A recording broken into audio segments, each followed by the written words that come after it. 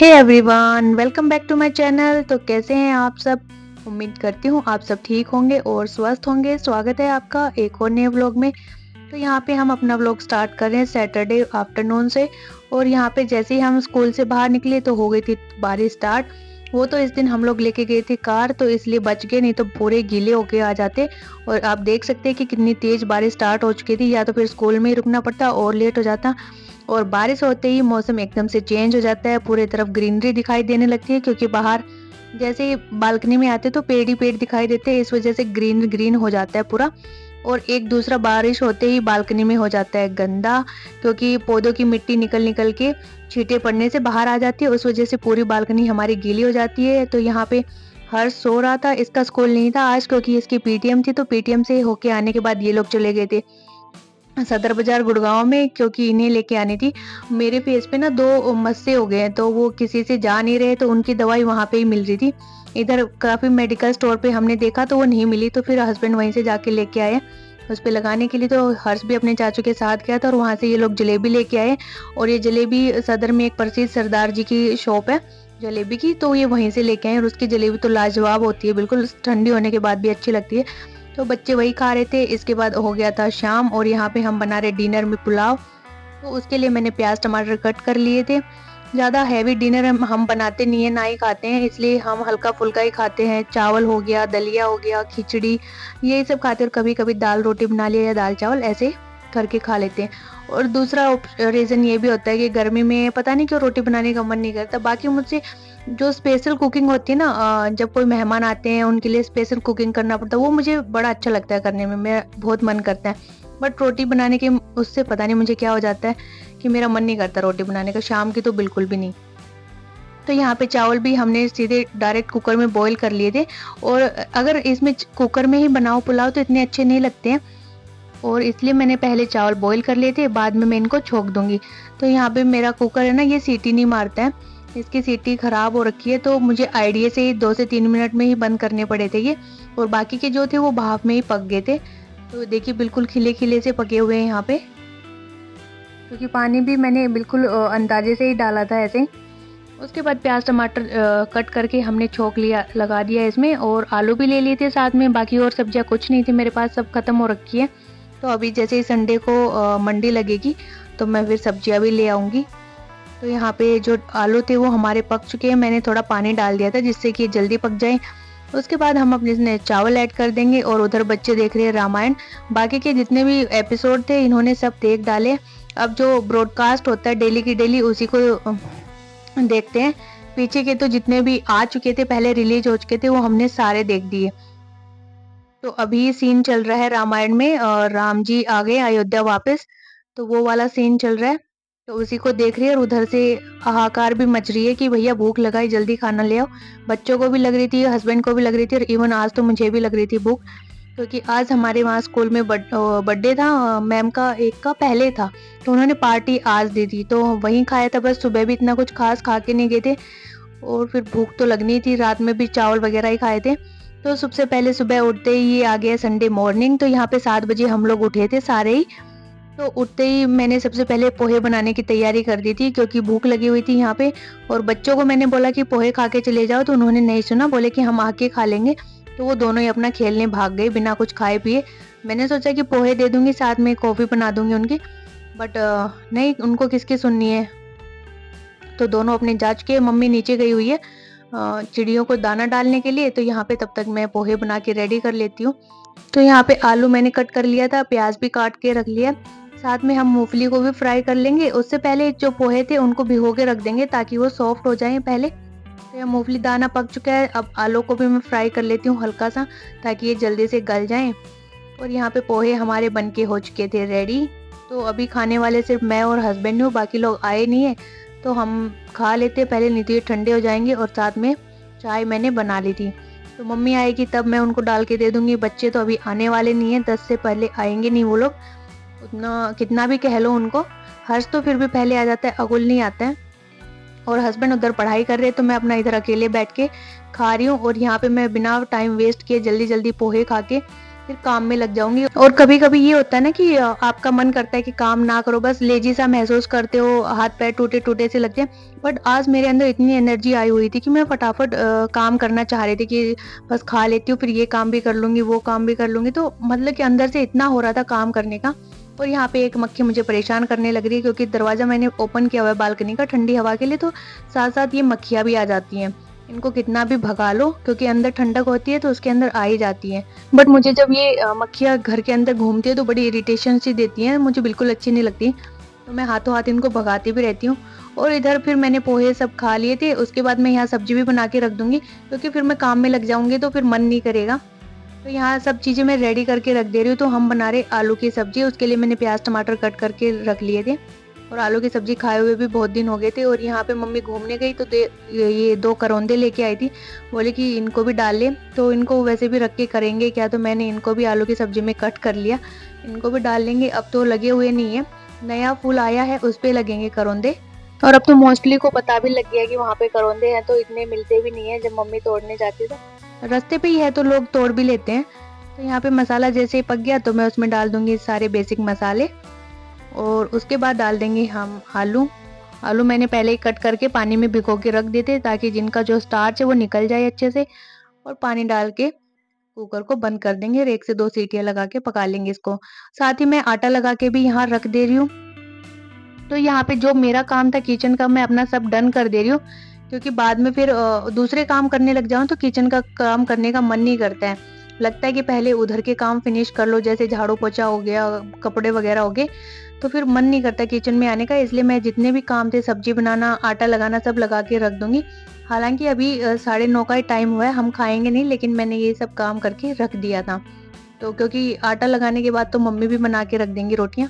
तो यहाँ पे आटा मैंने लगा लिया है। और हम हमेशा ही आटे में नमक डाल के खाते हैं, बिना नमक की रोटियां हमें अच्छी नहीं लगती है। बहुत से लोग होते हैं जो नमक नहीं डालते हैं आटे में।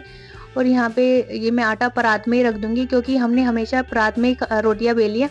अभी यहाँ तो मेरी परात छोटी है, गाँव में तो पीतल की परातें होती है जो बड़ी बड़ी होती हैं, और उसमें ही रोटी बेलते हैं। गाँव में हमारे अब भी है, और अभी तो 2-3 पड़ी भी हुई भी है। मम्मी कह रही वहां से ले आ, तो मैं कह रही कहाँ रखेंगे इतनी बड़ी परात को, ये कम से कम बर्तन स्टैंड में आ तो जाती है। बाकी कुछ लोग होते हैं कि जो ये आटा लगाने के बाद एक पतीले में या बर्तन में रख लेते हैं आटा, और सूखा आटा अलग से में रखते हैं। बट मैं ऐसा नहीं करती, क्योंकि हमें तो हमेशा ऐसे ही बनाने की आदत है। साथ ही मैं लस्सी भी बना के रख दूंगी। और बोलते हैं कि इस मौसम में दही नहीं खाना चाहिए, तो हम वही अवॉइड कर रहे हैं, इसलिए मैं इसकी लस्सी बना दे रही हूँ। और इसमें मैंने पुदीना डाल दिया, और ये पुदीना गाँव में जब बहुत सारा लगा हुआ था तो मैंने सुखा लिया था कि इनमें लस्सी वगैरह में दही में डाल लेंगे, और अच्छा भी लगता है पुदीना। तो इसको मैंने फ्रीज में रख दिया। साथ ही इधर मैंने मशीन भी लगा रखी थी, और मैं हाथ से भी कपड़े धो रही हूँ। और हाथ से मैं कपड़े इसलिए धो रही हूँ क्योंकि ये मेरे सूट और दुपट्टे थे जो डार्क कलर के थे, तो मुझे लगा था कि ये कलर छोड़ेंगे, और वही हुआ। यहाँ पे देखिए कितना कलर निकल रहा है दुपट्टे से भी। और ये कॉटन का सूट था जो मेरी बहन ने मुझे रक्षाबंधन पे दिया था। और ये नहीं है कि सस्ता सूट था, महंगा सूट था, इवन फिर भी इसका कलर निकले जा रहा था। तो हम वही, ये कॉटन का कपड़ा कितना ही महंगा खरीद लो, बाकी डार्क कलर का होता है तो रंग तो उसका निकलता ही है। तो इसीलिए मैं इनको अलग से धो रही थी, ताकि और कपड़े हैं जो हमारे गंदे ना हो। बाकी मशीन उधर लगी हुई है, तो मशीन में भी धुल रहे हैं साथ के साथ कपड़े। और साथ के साथ मैंने मैट है जो ड्राइंग रूम में बिछाई जाती है, उसको भी हटा के बाहर टांगा हुआ था झड़का के, ताकि मुझे वहाँ भी पोछा लगाना था। तो सारे काम साइड बाय साइड मेरे चल रहे थे। ये नहीं है कि मैं एक काम पे फोकस कर रही थी, ऐसे पूरा फैला के तब मैं काम करती हूँ, कभी इधर का कभी उधर का, और मुझे ऐसे इजी लगता है। और इधर हस्बैंड अपने काम में लगे हुए थे, और इनका काम था आज चिमनी सफाई का और गैस का, एंड तीसरा काम था डस्टिंग का। तो यहाँ पे चिमनी पे बहुत सारा ये जो होता है चिक्कट, जिसका हम खाना वगैरह बनाते हैं, ये सब लगा हुआ था। काफ़ी दिनों से इसकी सफाई नहीं हुई थी, तो इसके फिल्टर पे भी लगा हुआ था। और जो ये जाली है उसके नीचे, उसमें भी बहुत सारा ये चिक्कट लगा हुआ था। तो हस्बैंड वही साफ कर रहे थे, क्योंकि इसके कोने से ना अब गिरने लग गया था चिक्कट ना, नीचे गैस के ऊपर गिरने लग गया था। तो मैंने बोला कि खाने में गिर जाता, तो आप इसकी सफाई कर दो। तो आज छुट्टी का दिन था, तो ये उसी में लगे हुए हैं, और अपने आप से ही कर देते ये छोटे मोटे काम। इसके लिए हमें किसी को बुलाने की जरूरत नहीं पड़ती, जैसे इलेक्ट्रिशियन होता है या चिमनी की सफाई सर्विस करने वाले आते हैं ना, इन सबको नहीं बुलाते। हस्बैंड ये सब अपना काम आराम से कर लेते हैं। और इसके पीछे, चिमनी के पीछे ना, हमने कोई प्लाई नहीं लगवाई है, सीधे दीवार पे इसको लगवा के रखा है। तो ये हमने एक गलती कर दी, अगर प्लाई पे होती ना तो प्लाई पे ही छिट्टे लगते ये चिकन ना हट के। अब दीवार पे लगते हैं तो दीवार गंदी हो जाती है और दीवार से साफ भी नहीं होता है। प्लाई पे तो आप इजीली साफ भी कर पाते हो उसको। तो मैंने 2-3 का देखा तो उनकी प्लाई के ऊपर ही था, तो मुझे अब लग रहा है कि हमें भी लगवाना चाहिए था। बट अब जब कभी लकड़ी का काम करवाएंगे तो इसके पीछे छोटी सी प्लाई लगेगी तो वो लगवा देंगे, तब तक हम इस पे वॉलपेपर लगवा देंगे। और इधर हो रही है गैस की सफाई भी।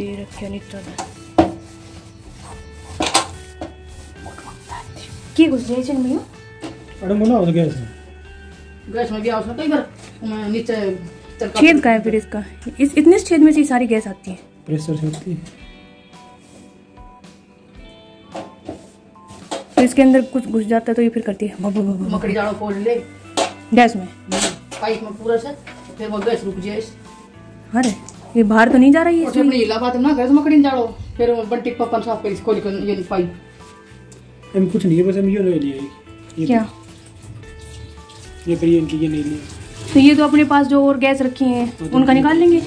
मम्मी यार काट लेंगे फिर मैं दूर ली वहां। हां तेरे तो वो भी बट तो छोड़ ठीक करा पड़ मन तो करती यही चाहिए बस इसके वो निकाल लेंगे। दिवाली पे तो दिवाली दे अपने नहीं तो मजबूत से तो तीन चुल्लाड़ी ये मतलब क्या लगा ना तू लो मजबूत से इलाहाबाद का जो साल होएगी तो कई साल पुराना है।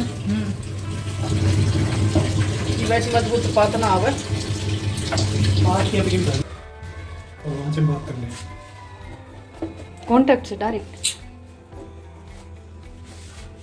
ये दो दियस अनि की खींच ले दो बस ये बंद ही हो। ओ हां भाई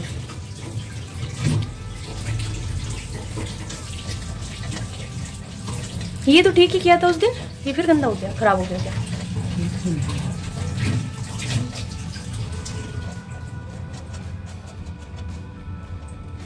सिलेंडर में तेरे मामा का मोगली ले भाई तेरे तो मैं क्या कहूं, मत नहीं देती मेरे को बड़ा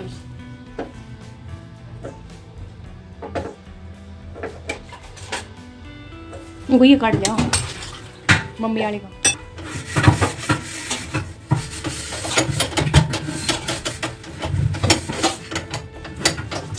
ये इसके बर्नर भी धोने पड़ेंगे, कितना गंदा हो रहा है बर्नर ये चुल्लो यो छेद लो चुल्लो ये रोटी कोई कर दो लिया आला पे देर बक सी चलो वहां से ऑन करो।